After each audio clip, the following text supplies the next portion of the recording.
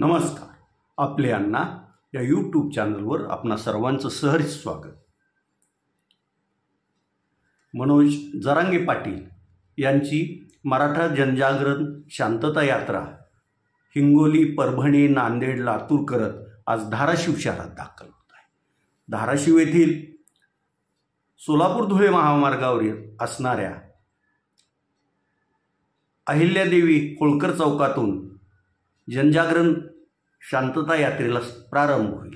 तिथून पुढे ती अण्णाभाऊ साठे चौकात येईल. अण्णाभाऊ साठे चौकातून ती शहराचं कुलदैवत असलेल्या धारासूर मर्दिनी मंदिराच्या तिथून पुढं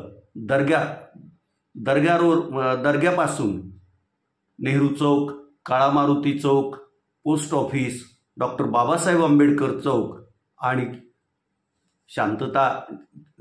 मराठा जनजागरण शांतता यात्रेची सांगता छत्रपती शिवाजी महाराज चौकात होईल. आणि तेथे त्या चौकात उभा केलेल्या व्यासपीठावरून मराठा संघर्ष योद्धा मनोज जरांगे पाटील हे जनजागरण यात्रेला आलेल्या मराठा बांधवांना संबोधित करतील.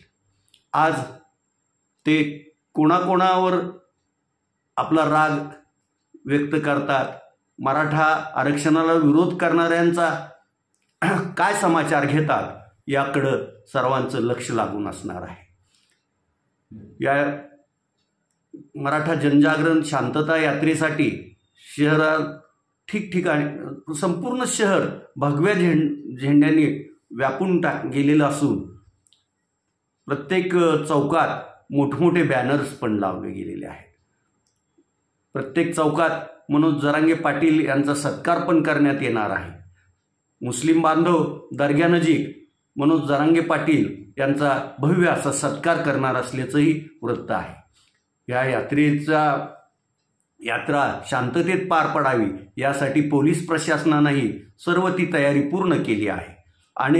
शहरातील अनेक मार्ग वाहतुकीसाठी बंद करण्यात आले असून सकाळपासून ते दुपारी 4 वाजेपर्यंत हे मार्ग बंद असणार आहेत.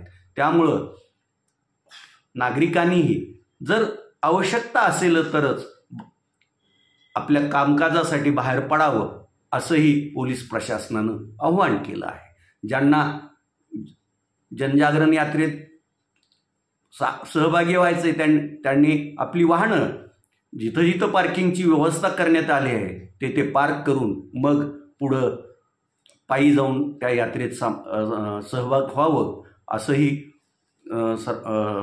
सकल मराठा बांधवांचं सर्वांना कळकळीचं सांगणं आहे. ठिकठिकाणी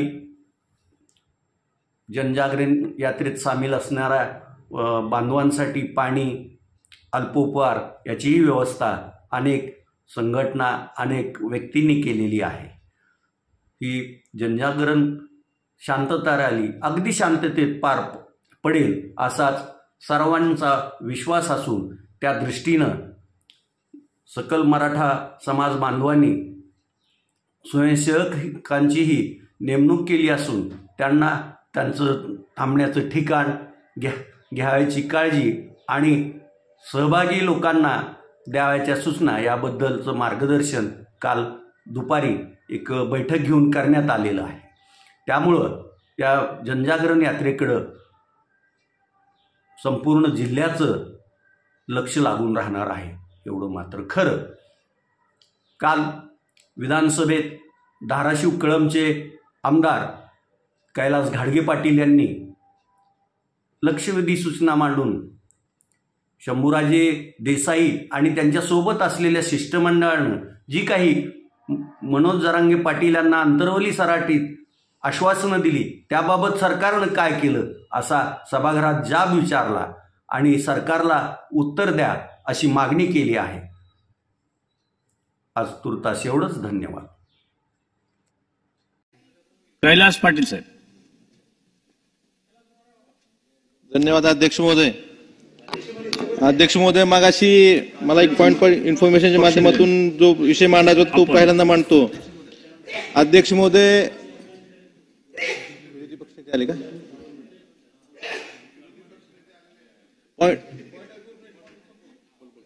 अध्यक्ष महोदय, मागच्या महिन्यामध्ये मनोज जरांगे पाटील हे मराठा आरक्षणासाठी उपोषणाला बसले होते. त्यावेळेस राज्य सरकारच्या वतीने शंभूराज देसाई व काही आमदारांनी त्यांची भेट घेऊन त्यांना जी आश्वासनं दिली होती ती 13 जुलैपर्यंत त्या आश्वासनाची पूर्तता केली जाईल असं सांगितलं होतं. अध्यक्ष महोदय, मला आपल्या माध्यमातून विचारायचं, याबाबत काय केलं हे सरकारनं सभागृहाला सांगावं.